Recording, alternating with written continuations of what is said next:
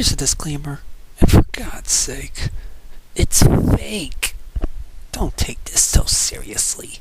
Besides, I love Lina.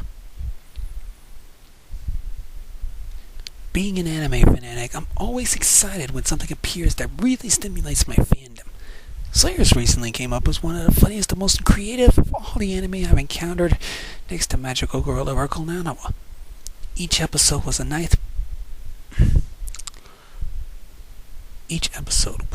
breath of fresh hilarity and adventure, and I always get a kick out of the main girl, the redheaded sorceress Lina, in verse.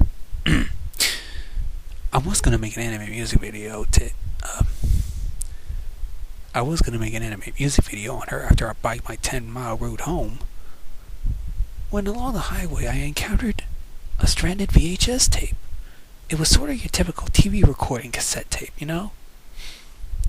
The label was written in black and red and in Japanese, but a group of kanji letters bore resemblance to the Slayers TV cards, or so I thought initially.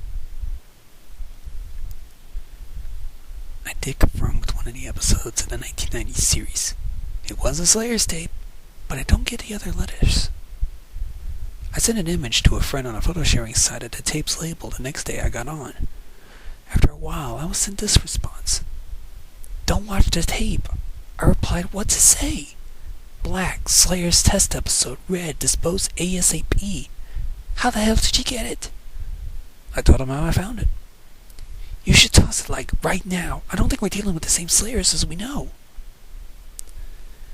I passed this as some sort of joke. Besides, might have been a blank tape with nothing on it, and might have been over a recorder with someone's airing of opera and probably didn't label it. It's a good thing I still have a TV, VCR, and assorted equipment to view this tape. My mother wouldn't let me use the others, as they are for her own selfish needs. I decided to watch it when I stayed home Saturday around noon. It was overcast, so my family went shopping while I watched the house for them. Since the tape was in slightly poor condition, I downloaded and printed a set of instructions on how to clean and restore video cassettes the day before, and with my family gone, used this sort of materials to clean it. It didn't take long, amazingly, and when I popped it in, it began to play with a black screen. I was happy it was playing fine. Some more Japanese characters popped up on the screen with a time code on the bottom of the screen. There wasn't any opening to indicate which season we're dealing with.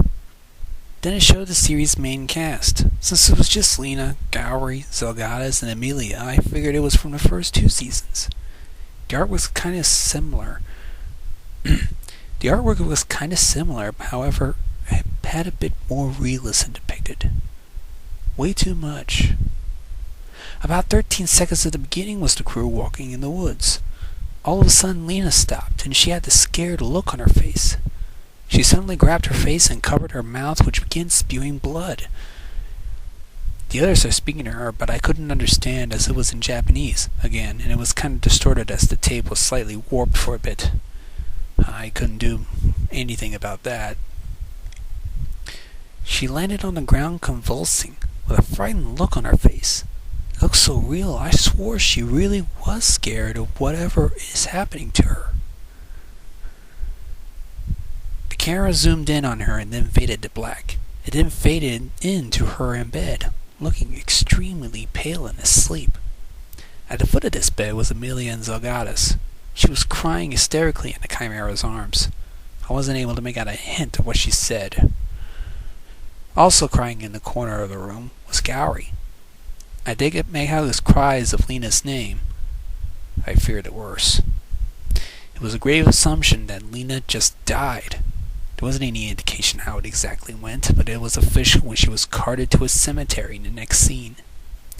That scene ended with her friends and the Undertaker piling the dirt onto Lina's corpse with another fade out. A glitch had occurred, and now the grave is shown again.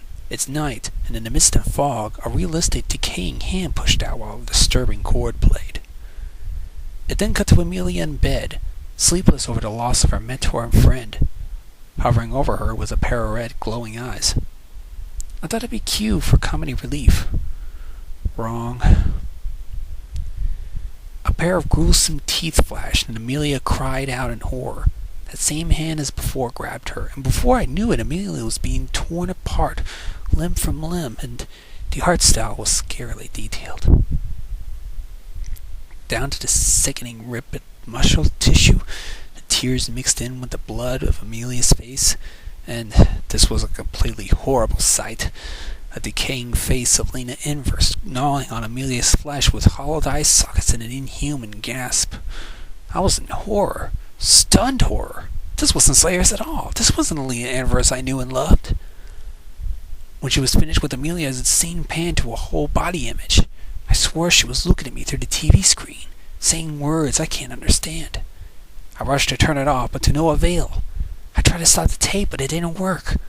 When I ran behind the VCR to try to unhook the cables, I screamed when I felt a cold, wet hand on my left ankle. I sprang back to the other side of the room, screaming and panicking I was about to die. I looked back, and the screen became static snow. I then glanced at my left ankle. The pant leg had a bloody handprint on it. I hurriedly ripped the pants off, and after changing into new pants and underwear, I tried to remove the tape. I was glad it came out now. I took the pants straight to the dumpster and took the tape to my father's garage. With the biggest hammer I could find, I smashed the tape into bits. I still admit, though, I like Slayers despite that. But I know for certain that particular tape won't see another VCR again. And I still fear that someday someone will think this up with innocent intentions and bring that horrible version of the sorcery genius Lina Inverse onto the screen.